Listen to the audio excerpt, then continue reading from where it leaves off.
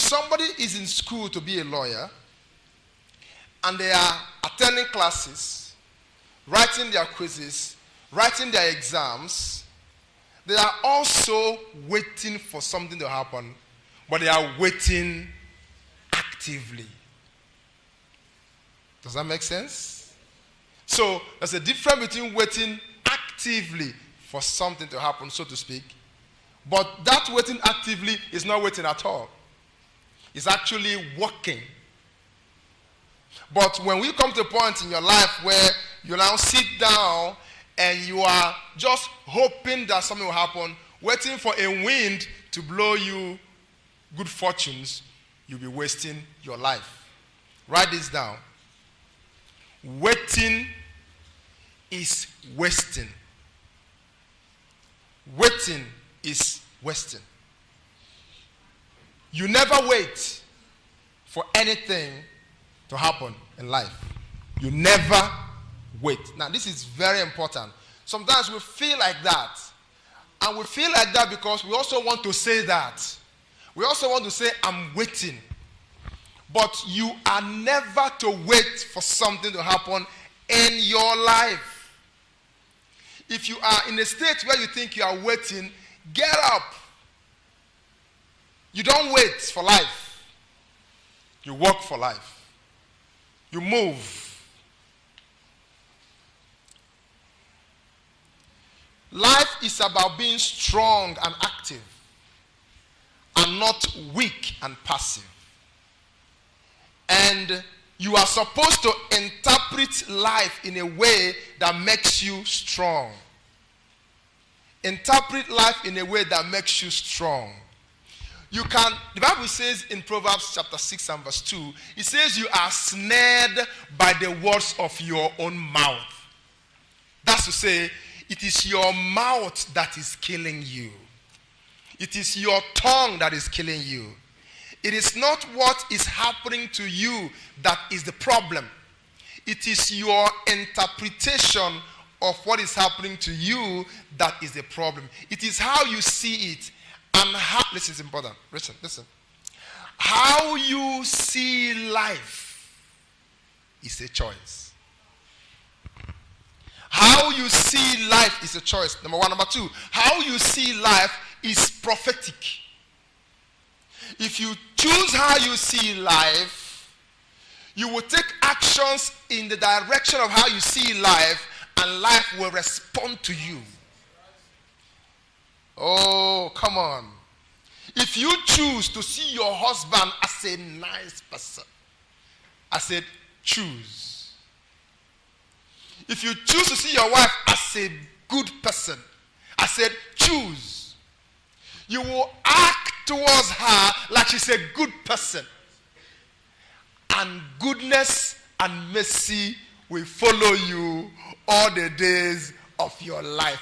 Because the devil lives in that woman and an angel lives in that woman, and it is the person that you call that will answer. But it's your choice. It's your choice. Chai, it's your choice. So interpret life in a way that makes you powerful, that makes you strong. Let me ask you a question I want you to think about. If you make allowance for excuses in your life, you'll not be a strong person. Destroy all excuses in your life. I know it's hard. I know it's tough. We always want to have an excuse we can lay hold on. It's comforting. It's comforting. It's calming.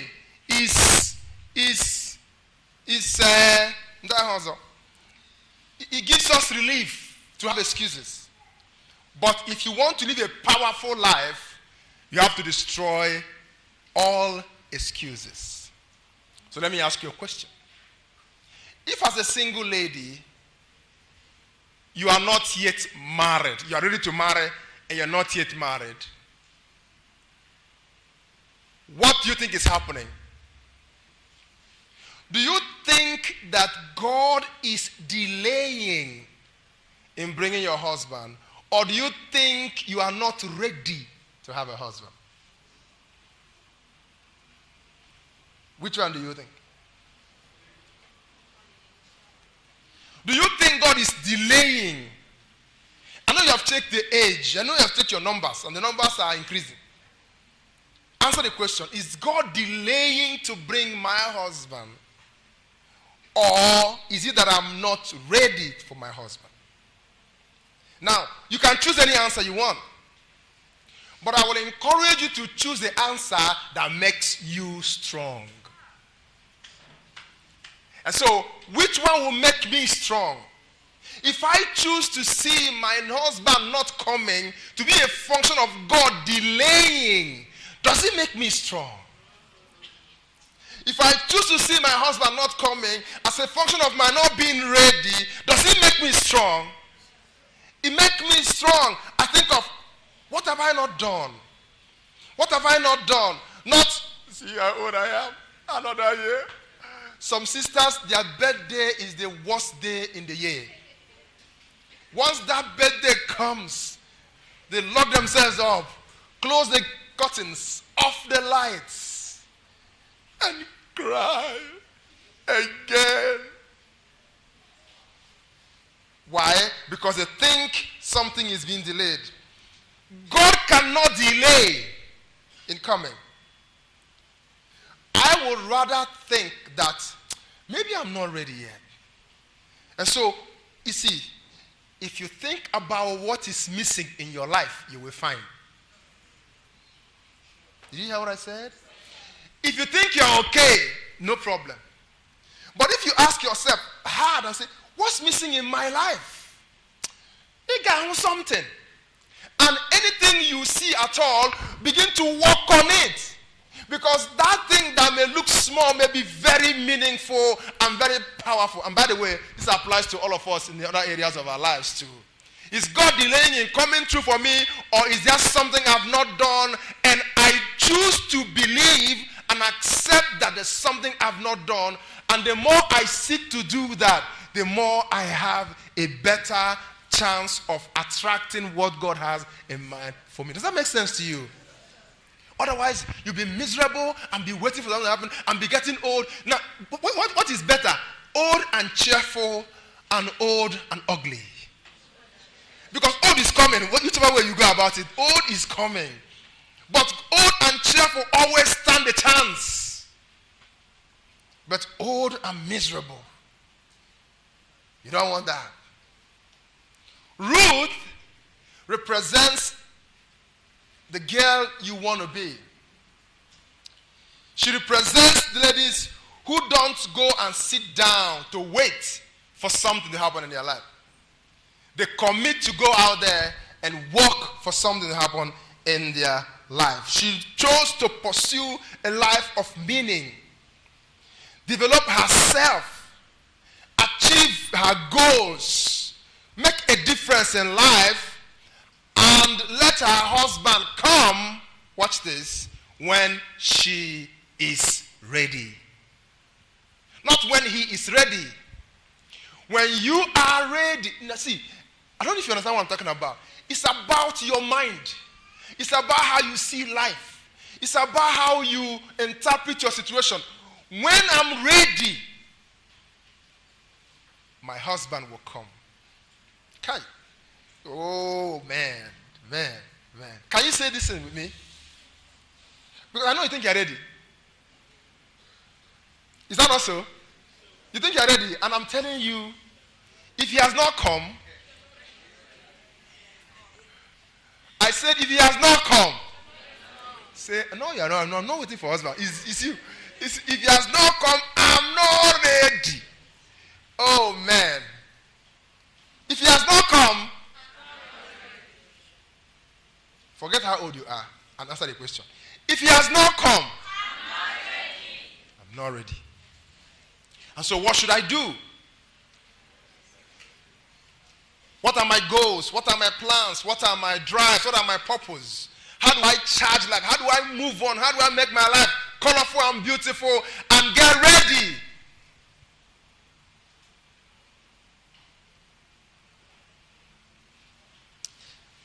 So Ruth kept pushing. And she kept pushing. lived a beautiful life, became an amazing woman, and then when she was ready, the young man showed up. And that's how Ruth, even though she began like she was frustrated, hopeless, she will end her life with a beautiful story overall, and then a beautiful marital story, because eventually she will become the grandmother, is it grandmother or great-grandmother? Gave birth to Obed. Obed gave birth to Jesse, and Jesse gave birth to David. All right. Now, there's no doubt that being a single lady is a challenging period in your life. You know, there's something about single ladies. It's always, the singlehood for ladies begin with fun, begin with excitement, begin with happiness and dancing and all of that. But the more it goes, the more the light dims and dims and dims. After a while, sadness and frustration and crying. Because normally, the way women, we talked about last time that girls go from father to father, right? So when they would have done with one father and wait to have the next father come on, the father is not around. And so they stay in this transition period where they are frustrated because they are not supposed to be without some nourishment ever in their life. Women are supposed to have nourishment all the time. And so when there's no nourishment and she is in the mix, the frustration comes, the challenge comes, and the pain begins to come. And Ruth was married, of course, in her life, but she was forced by life to return to singlehood. We know that story, right?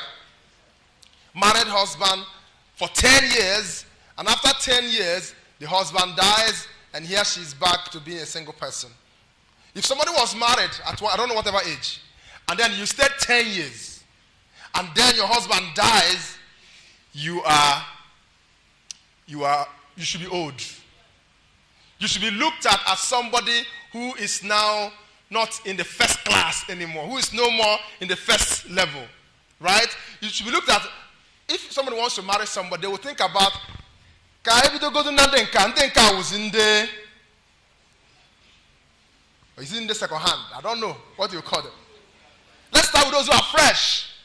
So Ruth has been disadvantaged by life.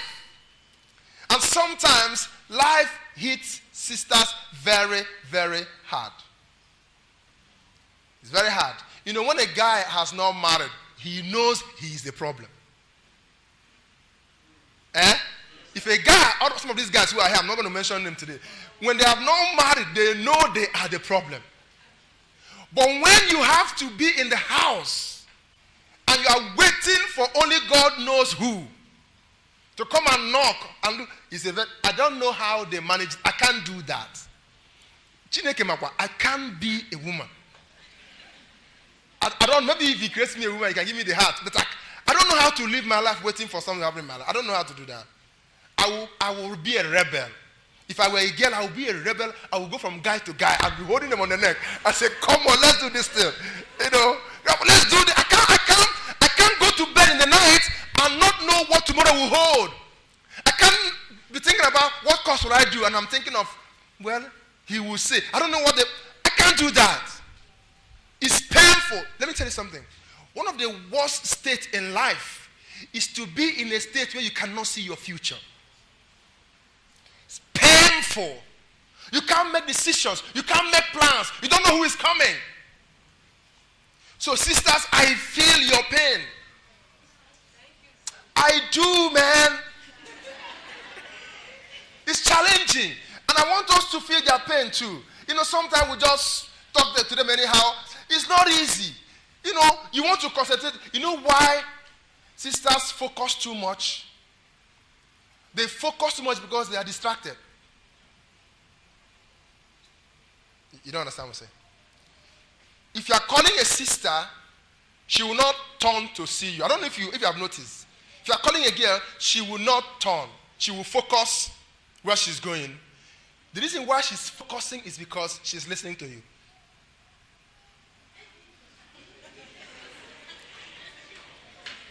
She's expecting a call. So she has to focus. I don't even understand what I'm saying.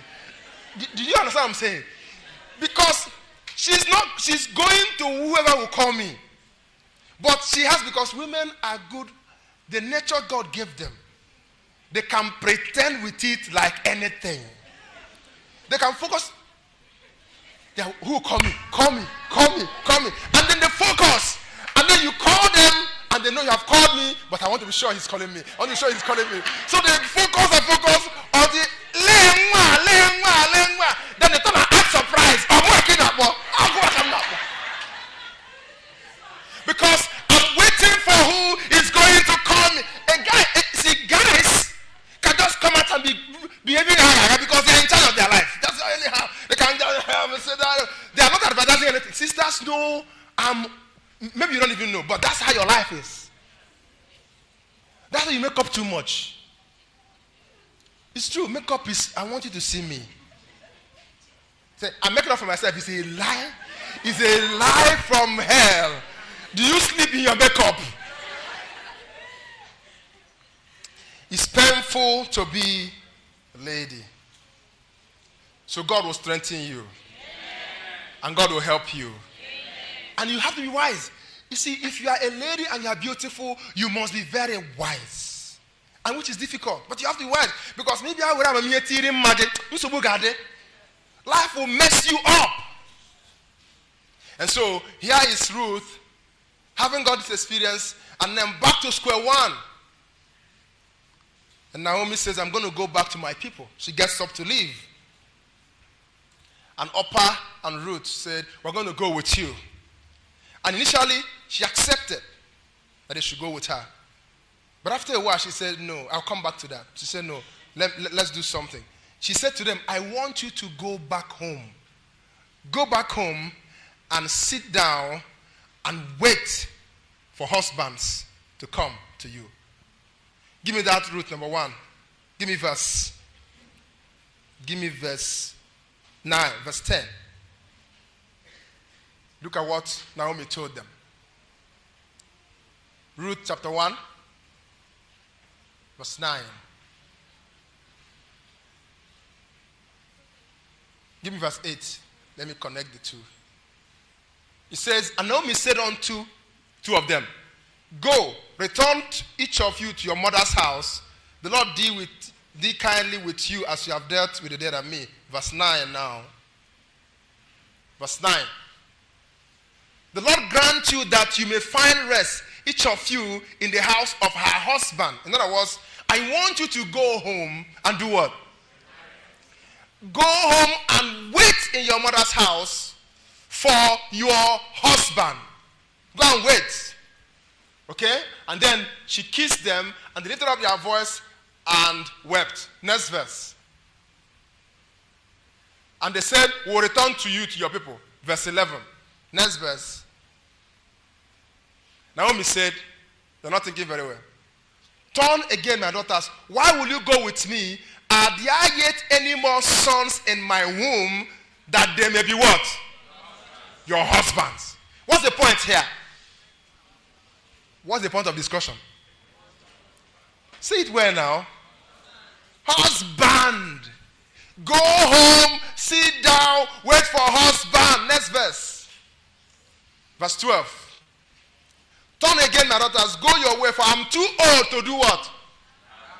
Have a husband. If I should say I have hope, if I should have an husband, also this night, and should bear sons, verse 13, would you tarry for them till they were grown? Would you stay for them from having what? Nay, my daughters, for it grieveth me much for your sake that the hand of the Lord has gone out against me. So she was saying to them, I want you all to go home. Stop anything you are doing. Sit down in your mother's house, because this husband thing is a big issue. We no more will do anything in our life if it's not husband. We're not going to go to school. We're not going to go to work. Anything we are doing now is what? we have to sit down and wait for husband. Morning, afternoon, night. Any prayer we are going to pray, what's the topic? If we are going to go to any meeting, what are we going to be hoping for there? If we are coming to church, what are we targeting? If we dress up and make up, what are we believing God for? Husband. And let me tell you, it's a serious issue. You know, I'm like Ezioku. That's why I don't like sisters who start their life with pretense. It will hurt you.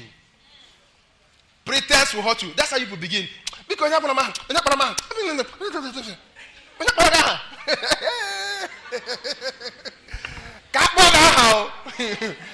because a time will come when you will be saying, God created you to have a relationship. So I want to have it. But a time comes when you know, if I have to focus on this, my life is going to be meaningless. And Naomi found out that this woman was very smart. So there's no point hiding this thing. Husband, husband, husband, go to husband, sit down husband, and all that. You know, initially, Orpah behaved like she really wanted to go with Naomi. But when she was now told the truth of husband, she said, I don't think I can go. So she settled down and she went back to the house. And let me say this to you. I have so much to say this morning, but I don't have time. I will cut it short, no problem. I want to talk to those women who marry and their husbands die. Does it happen? It happens. One of the things I learned about Ruth and Naomi is that Ruth and Orpah is that they were honest with themselves that we want to marry. We want to marry. I don't know who told people that when your husband dies, you should not remarry.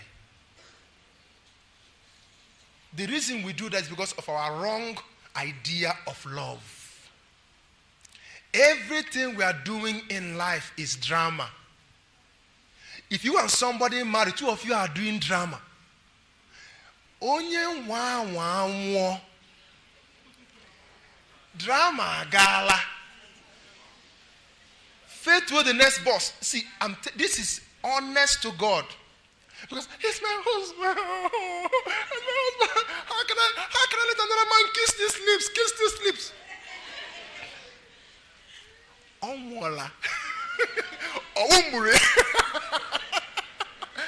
If you want us to stay together forever,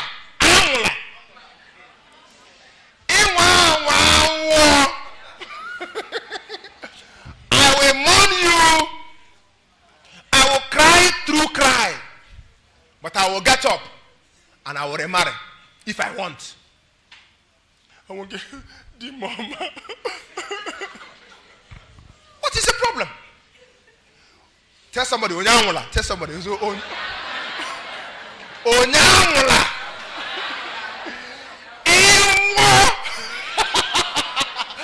The Bible says that as long as the person is alive, we are bound. But it's over. And by the way, I used to tell women, I said, if your husband dies, and he loves you indeed, he wants you to be happy.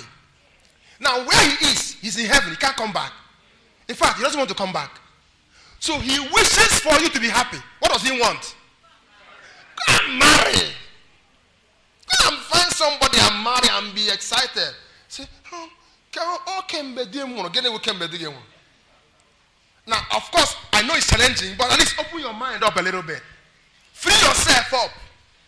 I love you with all my heart, but I still love you. They were honest that I want to continue with my life. Now, if you are children of parents who have lost their spouses, allow them to remarry. Because children cause problem too much. They come in and they say, Mama ga alụ di ọzọ. Mama ga alụ di ọzọ.